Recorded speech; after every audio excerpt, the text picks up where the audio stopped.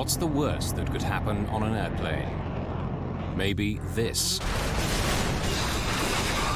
There's not enough oxygen to survive up here. A freezing wind of hurricane force is roaring through the cabin. The flight crew call Mayday, but nobody hears. And the airplane is headed for a mountain. It sounds like a nightmare. For everyone aboard Aloha Airlines Flight 243, this is no nightmare, it's reality. Aloha 243, still up. When crash detectives discover what happened, their verdict shakes the airline business. This accident changed aviation history.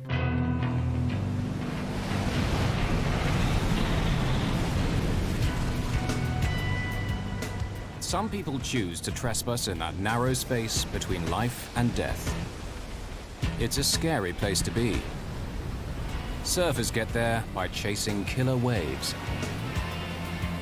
Just occasionally, fate puts ordinary people, not just thrill seekers, into that same deadly zone, where life hangs by a thread. On the afternoon of April 28, 1988, it will happen in the sky over Hawaii.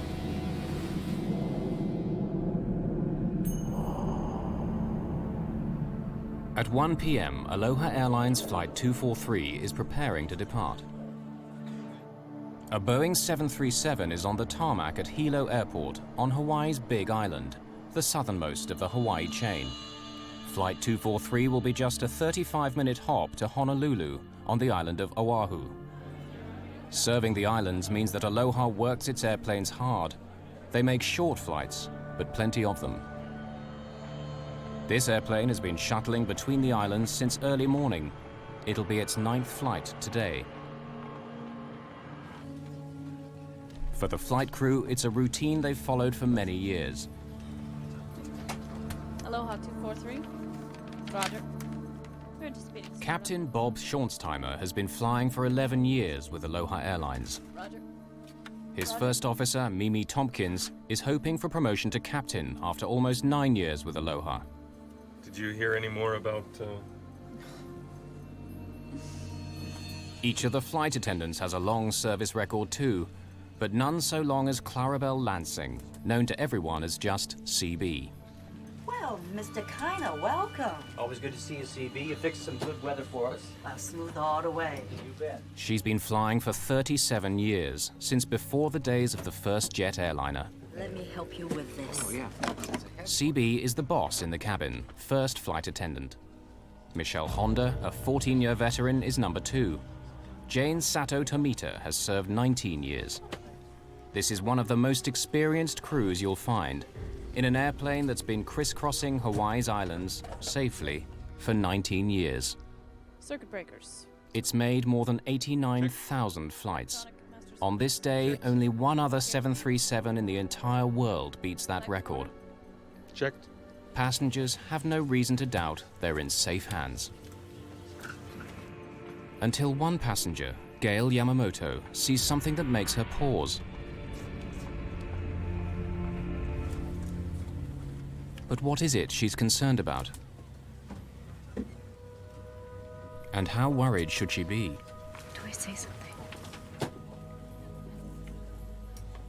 Patricia Aubrey lives in Hilo, but has an appointment today in Honolulu. At first, she opts for the very front of the airplane, in row 1. But somehow she feels uneasy and decides to move further back. She chooses a free seat in row 17.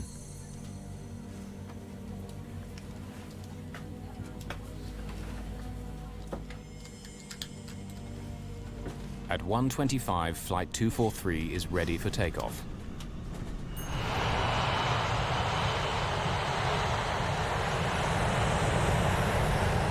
This airplane often rattles and shakes on takeoff and landing, but it's something the crew and regular passengers have grown used to. What's there to worry about?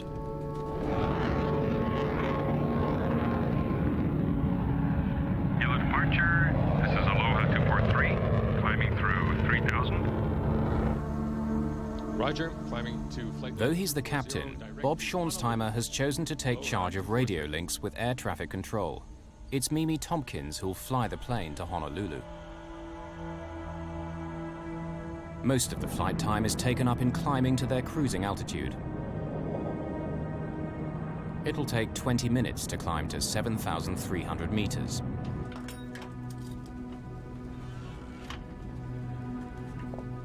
For many passengers, soaring high over the Pacific is all part of the daily routine.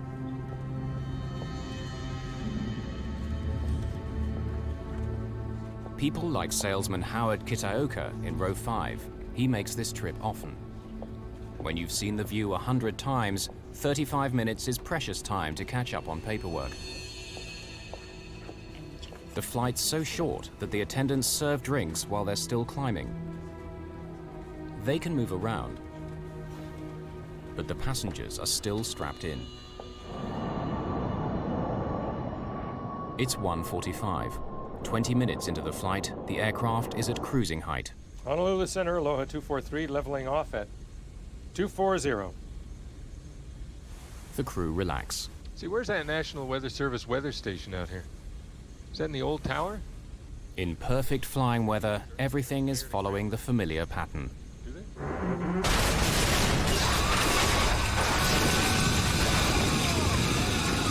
What was that? How to get down? We've lost pressure. I saw a brilliant flash of light and boom. Everything was being sucked out of the plane. Here's what's happened. An explosive decompression has torn away 35 square meters of fuselage. We were in a tremendous blast of wind. The wind blast was unbelievable. A mass of things just went whoosh out the plane. You know, hair was up here. Everybody was in their seat, except the stewardesses. I saw the stewardess get smashed down in the aisle. I could see her hair blowing, and I could see blood, but that's all I could see of her. Jane Sato Tomita has been struck by debris at row 2. Michelle Honda has been thrown to the floor at row 15.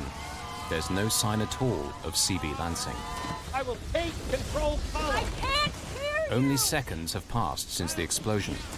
The wind noise makes it impossible for the flight crew to communicate. Move back I there. can't hear you! We've lost pressure. Now, for the first time, they gain a sense of what's happened. Visible over a mound of tangled debris, there's blue sky where the airplane roof used to be. The first 5 rows are now completely exposed to the sky on both sides of the plane. The initial threat of being sucked out is past since the airplane's now completely depressurized. But passengers are still in danger. My seatmate was flopping out outside the aircraft because at that point it was just the floor and no walls or seating. And so I grabbed him. The cold and oxygen deprivation are both potentially deadly. Just imagine the scene up there. The top of the airplane broken off.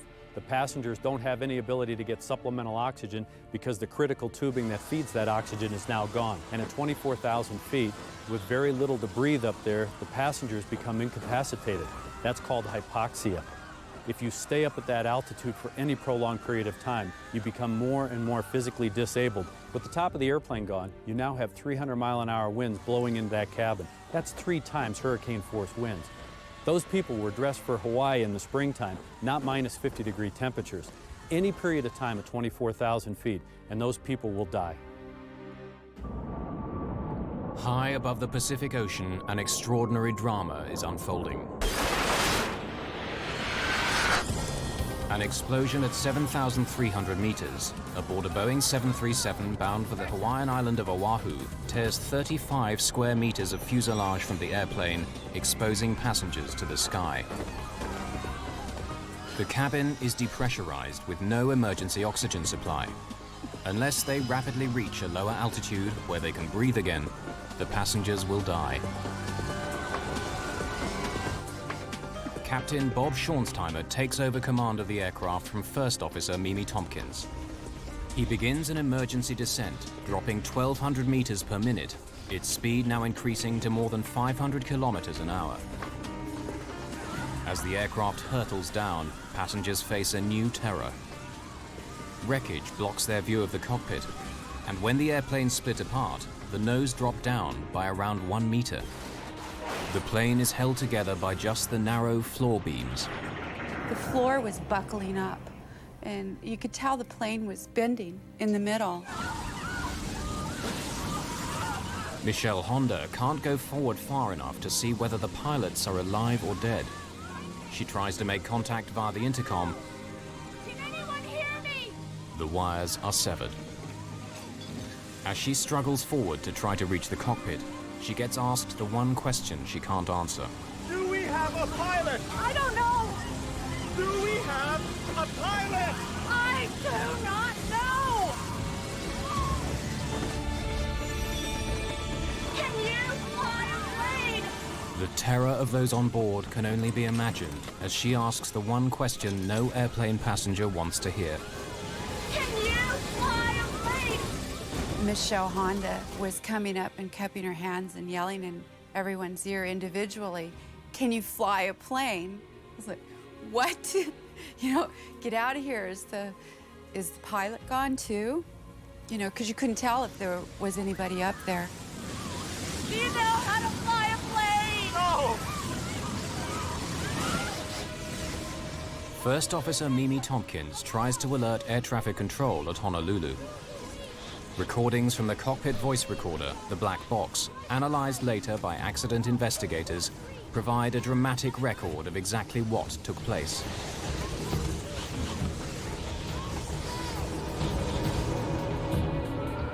The nearest place where they can try to land is the island of Maui. Kahului Airport lies between two volcanic mountains.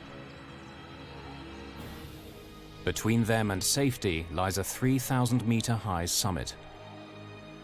To fly from the location of the explosion to the safety of Kahului Airport, the pilot needs to carefully maneuver, avoiding this high ground. Can the fragile aircraft survive the stresses of turning, or, if they ever reach the airport, of landing? And how can those on board survive? Jane Sato Tomita is barely conscious. Howard Kitaoka clutches her hand. The only faint sign of life is once when Jane squeezes back. I'm not exactly sure she was conscious, but I did manage to squeeze her hand, and she responded by squeezing my hand, and we just held hands. That simple squeeze of the hand at a time like that is very, very emotional. Aloha 243. Do you read me? Mimi Tompkins is not getting through to Honolulu air traffic control, so she switches to the frequency for the tower at Maui's Kahului Airport. Maui Tower. Aloha 243. Maui Tower. Aloha 243. Aircraft calling tower, say again. Aloha 243. For inbound landing. At 1:48, 3 minutes after the explosion, the crew make their first voice contact with the ground. Unpressurized. Declaring an emergency. Aloha 243, say your position. Paducah, to the east of Makita Point. Descending at 11,000. Request clearance into Maui for landing. Request the emergency equipment. Airport fire station? We have an Aloha 737 5 minutes out. Approximately 20 miles. Cleared to runway 02. Decompression problems. Pilot is declaring an emergency. Thank you, Maui-Tar. In the station. Attention in the station. We have an in-flight emergency. We have a 737, 5 minutes out, 20 miles. Runway 2. Souls on board, crew on board is unknown. It has decompression problems at this time. Runway 2.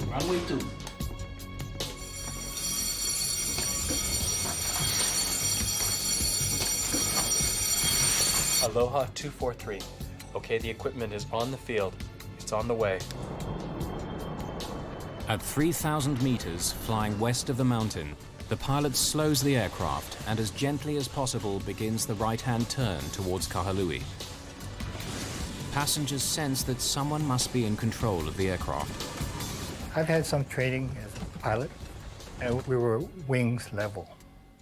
It wasn't in a dive or a roll, it was wings level. At that moment, I thought, we have a chance. Meanwhile, those on the ground are unsure about what kind of crisis they're facing. It's a small airport. An airliner in trouble will test the fire crew's experience. For the air controller, it's hard to hear the airplane at all. Just to verify again, you're breaking up. Your call sign is 243. Is that correct? Or 244. Aloha 243! Aloha 243! Aloha 243. Plan straight ahead for runway 02. I'll keep you advised of any wind change.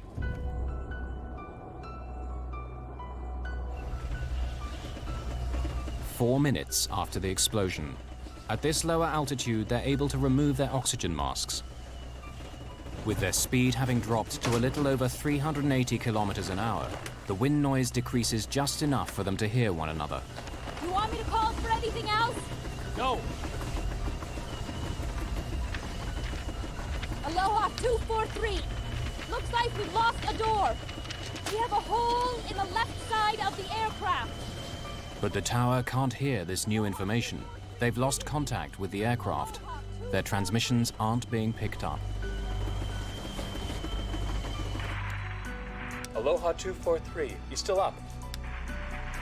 Is this a radio malfunction or something worse? Aloha 243. Hearing nothing from the stricken aircraft, the controller fears the worst. Aloha 243. Aloha 243. You still up? Aloha 243. If you still hear, please Ident. Affirmative! Aloha 243, roger. I got your ident straight away. Cleared to land, wind 040 at 20 knots. Communication is restored, but the crew's ordeal is far from over. Cabin, do you hear? Now Mimi Tompkins tries to contact the cabin by intercom, but there's no response. Well, the crew doesn't really know what's going on behind them. The airplane is still flying. The captain now has to maintain his focus on flying that airplane, but he doesn't know what real damage exists behind him. Tell him we'll need assistance to evacuate. Right. Maui Tower, Aloha 243. Can you hear me on tower frequency? Aloha 243, I hear you loud and clear. Go ahead. We're going to need assistance. We can't communicate with the flight attendants. We'll need assistance with the passengers when we land. Okay, you're going to need an ambulance, is that correct? Affirmative. During the descent, passengers experience moments of pure terror. The plane kept vibrating and shaking, and the luggage racks were falling in, and there was electrical wires flying around zapping, and pretty much pandemonium, but it looked like the plane was ripping in half. And suddenly, there's a new problem for the flight crew to handle.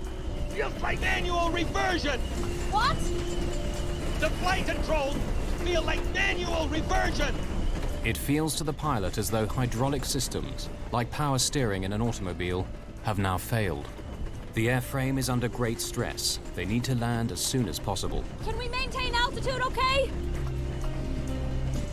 There are so many thoughts that go through your head. Like one of my thoughts was, man, don't put this thing in the water. I mean, you have people around you are hurt, unconscious. I didn't want to have to say, well, I'm gonna try to save this guy first or that guy first, whatever. And don't put it on the water. The crew fear that critical wiring and control cables may have been severed. Have any of the airplane's vital parts been damaged? Let's try flying with the gear down! All right, you've got it. There are lights to indicate whether or not the landing gear has safely deployed. The main undercarriage has extended as normal. But the light showing that the nose wheel has extended doesn't come on. The last thing the pilot wanted to see, especially with his airplane in the condition it was in, was that he didn't have a nose gear, because when the nose touched down on the runway, it would have broken the airplane apart, therefore breaking probably the fuel tanks apart, which could lead to a very dramatic fire and explosion. A second attempt to extend the landing gear.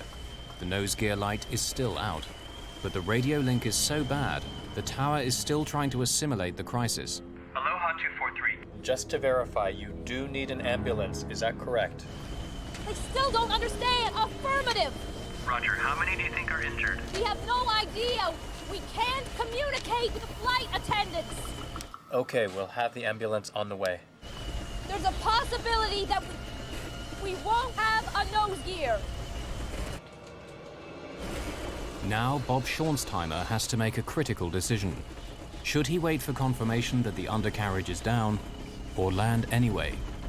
The textbook in this case would tell the pilots to overfly the airfield so that the air traffic controllers can look at the landing gear and give them a report whether it's up or down. The pilots would then have to maneuver the airplane all the way around the airfield, come in for an approach, and land.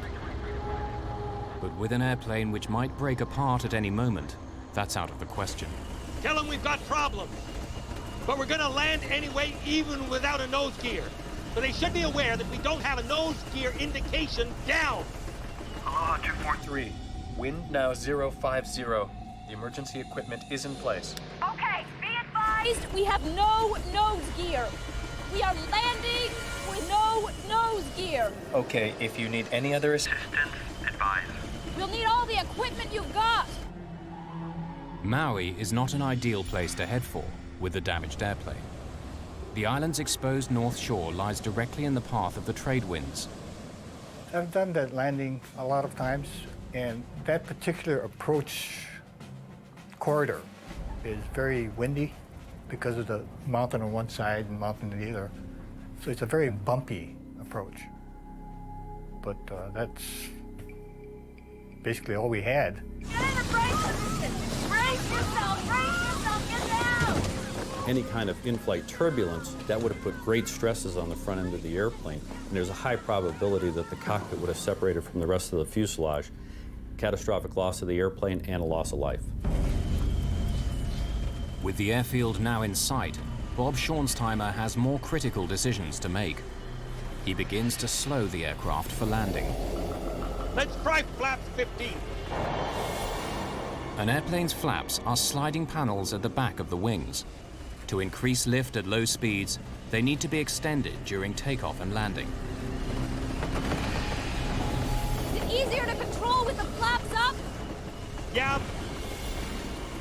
Put them back to 5. Can you give me a V speed for a flaps 5 landing? No two aircraft landings are the same. Pilots have to factor in many things: the wind speed and direction, passenger and fuel load, and the length of the runway before them. Do you want the flaps right down as we land? What? Do you want the flaps right down as we land? Yeah. But after we touch down. Okay. A complicated formula provides the VREF, indicating the safe landing speed. Even in a crisis like this, pilots have to reach for the manual. Extending the flaps fully will help act as a brake once they touch down. But to do it earlier could stress the airframe to breaking point. What you have to remember is that the pilots weren't trained to handle a situation like this. With the top of their airplane missing, they became test pilots. The aerodynamic effects of the airplane were drastically different than they were used to. They really had to fly by the seat of their pants. Aloha 243, wind now 050. At 20. VREF 40 plus 30, flap 1 through flap 15. 120? Using her flight manual, the first officer makes the complicated calculation that will give their correct landing speed. Right. The safe speed for landing, taking into account the length of Kahalui's runway 2, is calculated to be 152 knots, 282 kilometers an hour.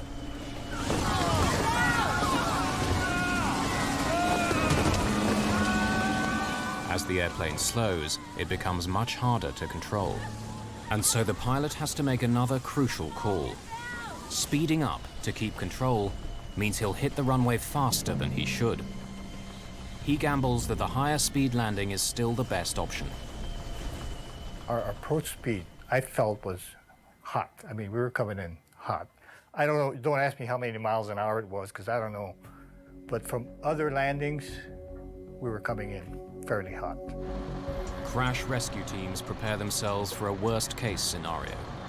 At high speed and without the nose gear, a crash landing followed by a catastrophic fuel fire now seems inevitable. Under these conditions, the lack of a nose gear could have been a death sentence for everybody aboard this aircraft. A Boeing 737 with 95 people on board has suffered an explosive decompression near the Hawaiian island of Maui. It's still airborne, but only just, with 35 square meters of fuselage missing from the Aloha plane. As they prepare for an emergency landing, warning lights indicate that the forward landing gear has not deployed. If so, the airplane will most likely crash and burn. In the 12 horrifying minutes since the explosion, some passengers are convinced they're not going to make it alive. I thought it was going to go in the water, and I was eaten by sharks. And then we saw the mountain, and I didn't think we were going to make it over it. I just knew we were going to crash into that mountain. And then when we could tell, we could see the airport, and then, you know, then I burned to death because the plane blew up when we hit the runway. Suddenly, the news the pilots have been praying for. The gear is down. Inform Kaului Command, the gear is down. Okay, thanks. Aloha 243, just for your information, the gear appears down. The gear appears down. Want me to go to flaps 40? Help you? No, on the ground. The crew have had to make life or death decisions. In the next few seconds, they'll find out whether they're the right ones. Michelle Honda cradles her injured colleague as the critical moment approaches. Passengers comfort one another in what may be their last moments alive. A woman that was sitting next to me, and her husband, he was on the other side in the next row up, and she was next to me, and they were reaching their hands out, and they were trying to touch fingers to say goodbye.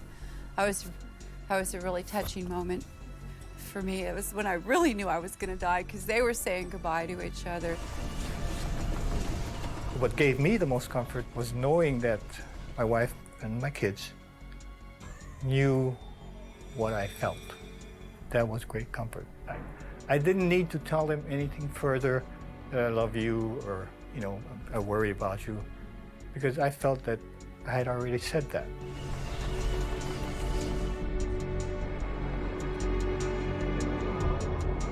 Though the forward undercarriage has extended, the crew still can't be certain whether it is locked in place or whether it'll collapse on landing. If it doesn't hold firm, 40,000 kilos of airplane traveling at close to 320 kilometers an hour will smash nose down onto the tarmac.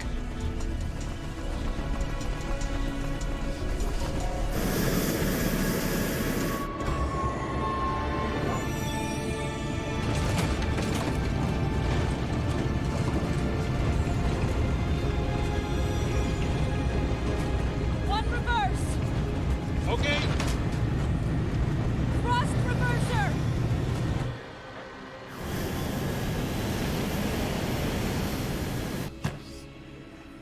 Aloha 243, just Shut it down where you are. Okay. everything's fine. The gear did it. The fire trucks are on the way.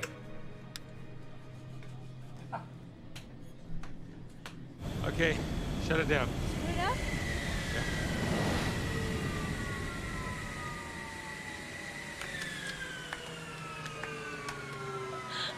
Oh, God.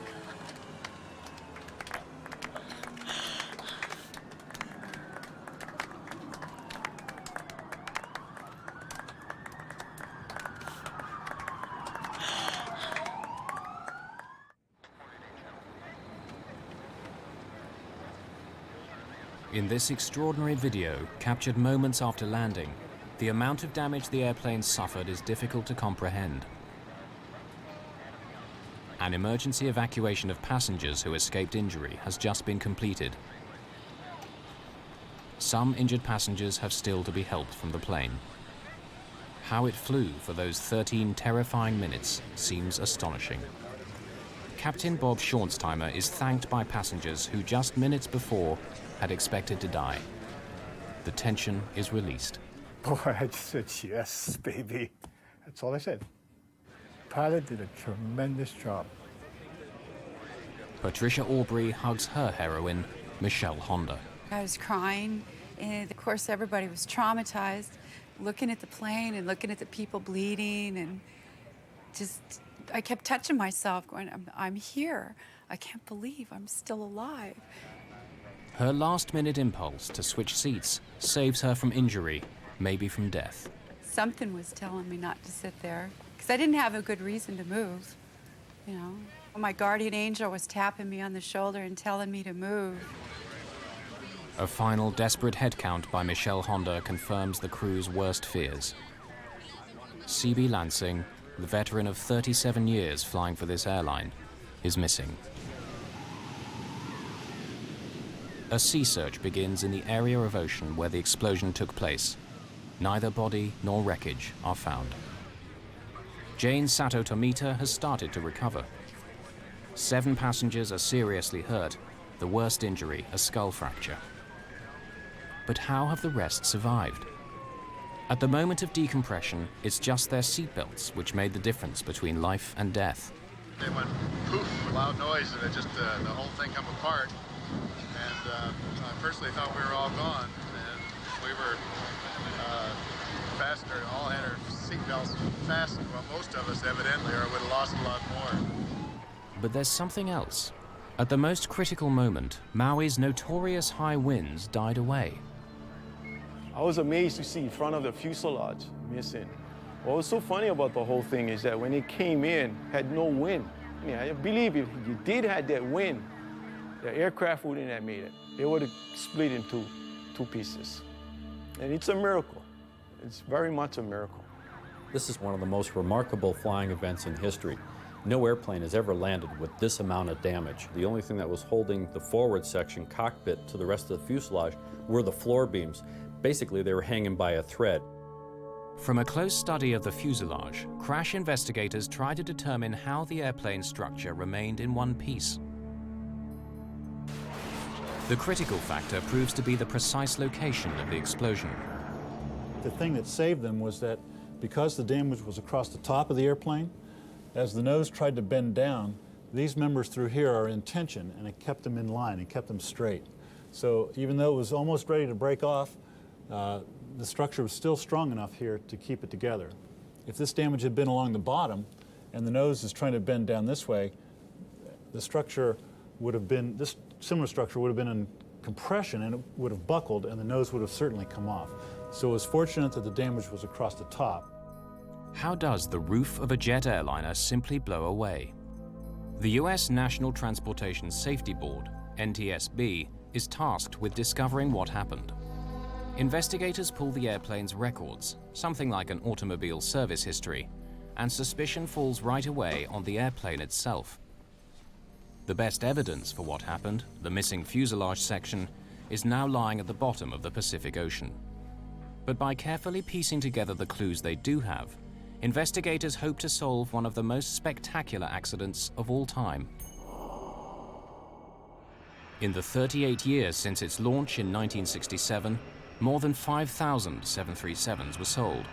Somewhere in the world, a 737 takes off every 5 seconds. The accident airplane was number 152 off the production line, delivered in May 1969. The airplane was designed for a 20-year service life and 75,000 flights. This one had exceeded that number, though many were of short duration. Its fuselage was under constant stress because of pressurization. The fuselage of the airplane is actually breathing.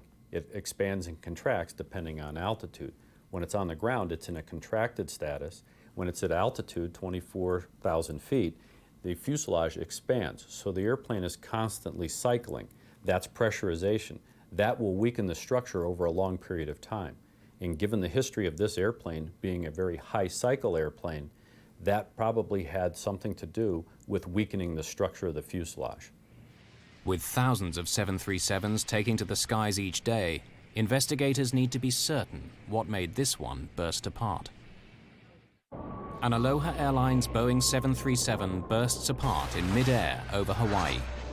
After 13 extraordinary minutes in the air, it makes an emergency landing on the island of Maui. Investigators need to discover what caused this spectacular incident. In Washington, D.C., Jim Wildey is one of the NTSB team who worked the case. His expertise as a metallurgist proves crucial. I got a call about 2 in the morning, in the middle of the night, from my boss, and there had been an accident in Hawaii. They were putting the team together. I hopped on a plane and went to Hawaii. He takes samples from the remaining fuselage and back in the lab discovers something barely visible to the naked eye. Hairline cracks like this, beside the holes where rivets had been. Figuring out how those cracks came to be there means going back to basics, to the way the Boeing 737 was put together. Airplanes are built from many separate panels. Where they overlap, they're bonded together by a powerful adhesive known as epoxy. Rivets hold the panels tight together while the epoxy sets hard. On the Aloha airplane, there's telltale discoloration inside the overlapping joints. Here is the vital clue. You can see now where the dark material is the epoxy that was used to bond the 2 layers of the lap joint together. The white material you see here is corrosion damage of the aluminum fuselage skin. So the original intent was that the stress that's trying to pull one skin away from the other skin piece, the stresses would go through the bonding and not through the rivets. Of course, as this thing becomes disbonded, now the rivets themselves are loaded, and especially this top row of rivets, and this is the row of rivets we think that had the fatigue cracking in it that led to the eventual opening of the roof structure on the Aloha 737 airplane. The files reveal that Boeing warned airlines, including Aloha, of problems with some early 737s. If the epoxy isn't applied at exactly the right temperature, if the panels have moisture or dirt on them, the bonding can fail. In warnings and service bulletins, some issued over 15 years earlier, Boeing spells out the danger. The Hawaii climate with humid and salt-laden air helps corrosion to occur. But instead of grounding airplanes for a nose-to-tail examination, Aloha has inspectors make occasional checks, often at night, when those on duty are least alert, working under artificial light. Those tiny cracks escape detection. These cracks go unrepaired, and now you have an airplane that is a ticking time bomb. There are other problems. Boeing's service bulletins and what are called airworthiness directives issued by the Federal Aviation Administration are often difficult to understand. Airworthiness directives are very complex and read like a legal document. Aloha needed to have someone who could read that document and interpret it into plain English for the mechanics, the wrench turners. That never happened. An airplane that has been worked so hard, serviced by mechanics who don't fully understand the briefings, is a recipe for disaster. Investigators now believe they know why the airplane burst open, but they don't yet know how. I was flying back from Hawaii to Los Angeles, and while I was in the air, I got a message that that we needed to interview this passenger who had apparently seen a crack as she was getting on the accident flight. You saw something as you got on this airplane, which you pointed out to your roommate. Cynthia Johnson. Yeah, Cynthia. Talk me through it. What did you see? What I saw was to the right of the door where the paint was white. Well, it was a crack. It was like not a hole exactly, but the metal on top had come away from the metal below. I was going to tell the flight attendant, but they were busy and we had to take our seats. Well, yeah, you figured, they know what they're doing. It's their airplane. I didn't want to make a fuss or anything. No, absolutely.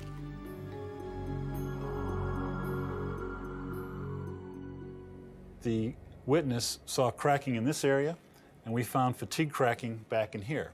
So this is the line where the fatigue cracking joined up. One piece came down this way and folded off, and the other piece went across the top and came off to the right side. But something still doesn't make sense. Boeing designed the 737 and other of its aircraft so that this should never happen. Every 10 inches along the airplane are what are called tear straps inside the fuselage to strengthen it. If a tear begins, it should only reach the next strap before shooting off at a 90-degree angle. Though there's a hole in the aircraft, it acts like a safety valve.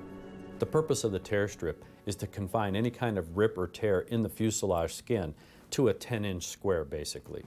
If you allow it to propagate beyond this 10-inch square, you could then compromise larger sections of the fuselage and cause a blowout. The 10-inch square allows a controlled decompression and confines any structural damage to a very small area. So why has the safety valve failed here? The NTSB believe there were so many cracks in the fuselage that they simply joined together, running right through the tear straps. The Aloha airplane was kind of unique in a couple of ways. The way it was operated was with very short flights, so you had large numbers of these pressurization cycles, and stress was going on and off on these rivet locations. And secondly, with the disc bonding, all this stress is now going through the rivets, and that led to the linking up of these cracks and then the roof coming off the airplane. But is that the final answer on what happened to Flight 243? A new theory claims to shed fresh light on those dramatic events.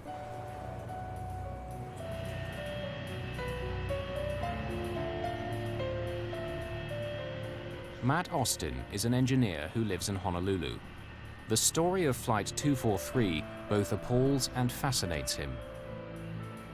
Flew very regularly on Aloha Airlines, and I'd been on that plane about a week before it actually lost the roof.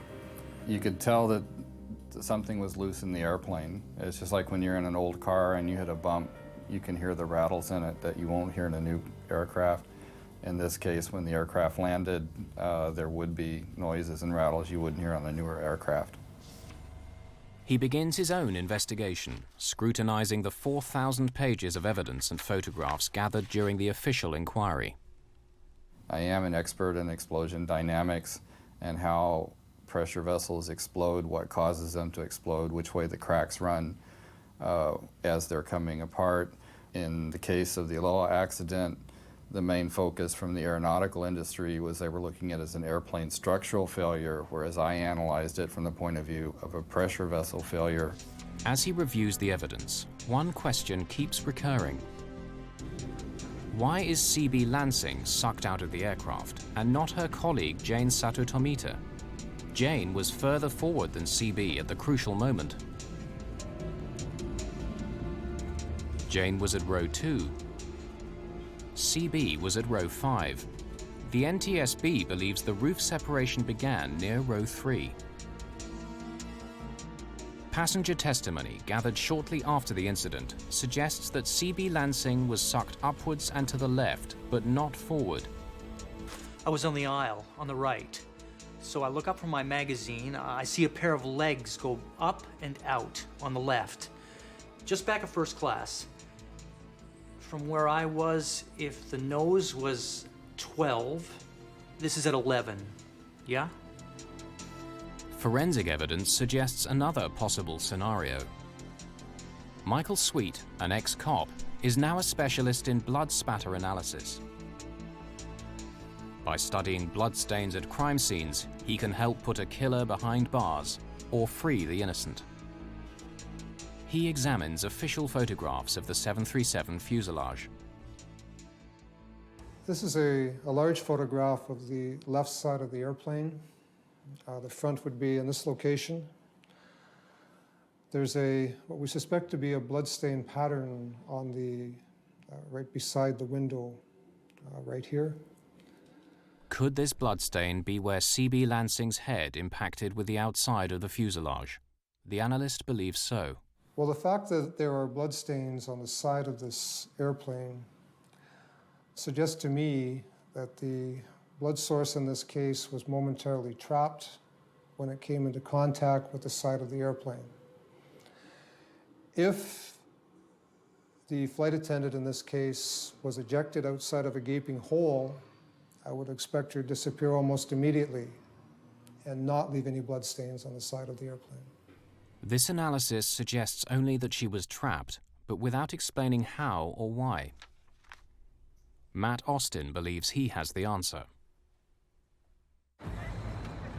On April the 28th, 1988, a Boeing 737 owned by Aloha Airlines in Hawaii suffers an explosive decompression in midair. Amazingly, it lands safely with the loss of one crew member. Investigators blame metal fatigue due to poor maintenance.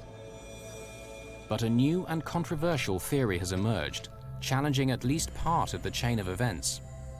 What if a safety hole has opened up as it was designed to do, but directly above the flight attendant?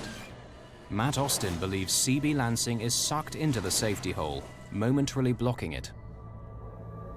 All of the air that's trying to escape has no place to go, so it built up a huge pressure spike, and that's what blew the roof off the top of the airplane. What he's describing is known as a fluid hammer. In scientific terms, air is fluid, as is water. Here's a simple demonstration in a bathtub. The water is in fact escaping through the drain. As we move the drain plug back down toward the hole, it will immediately slam shut and create a force, which is a simple example of a fluid hammer. He believes this phenomenon, on a giant scale, caused the accident. It's very tragic, but if we don't look at the forensic evidence that's left, then we won't understand exactly what caused the explosive decompression and possibly prevent a future occurrence. The NTSB say that the fluid hammer theory is valid scientifically, but for them the evidence still points to something simpler, a virtually simultaneous failure in the airplane's many weak spots. The safety board's investigations are never really closed. We always would take into account any new information that comes out. I believe in the case of the Aloha accident, we have not changed our probable cause, and we still are sticking with the probable cause as we determined back in 1988. Since the crucial physical evidence was never found, what happened on board at the precise moment of explosion will probably never be known. Aloha Airlines management took most of the blame for their poor maintenance regime. The NTSB demanded that the Federal Aviation Administration do a much better job enforcing maintenance standards. Boeing had already improved their manufacturing process to prevent the adhesive becoming so easily contaminated. What happened on Flight 243 made flying safer. Soon after, Congress passed the Aviation Safety Research Act. This accident had a very profound effect on the aviation industry and the way we look at aging airplanes, old aircraft. We changed the way we monitor how they age, the way we inspect them, and of course now how we manufacture them. We use different processes. This was a very critical accident for aviation history. Those 13 terrifying minutes also left their impact on the survivors of Flight 243. I had to go through a healing process. I took fear of flying classes, and the old saying of you fall off a horse and you get back on it is very accurate, but it's a lot tougher to actually do it.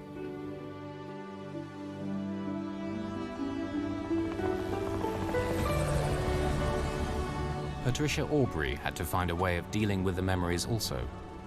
Her way was to revisit the same piece of airspace where the terror unfolded. I'd go flying with my psychologist. You go through what they call desensitization, where you confront your fear and you just do it so many times that you can do it without having a bad reaction. Before that happened, if something bad happened to me, I'd go, I hate life. But I don't hate life. I can deal with it. Bring it on. I'll take care of it. I'd much rather be alive. There's one further legacy of that fateful day. The ocean never did surrender the body of CB Lansing. Instead, a memorial garden honoring the veteran flight attendant was planted at Honolulu Airport, beneath the big Hawaiian sky where she spent the better part of her life, and where it was so suddenly ended.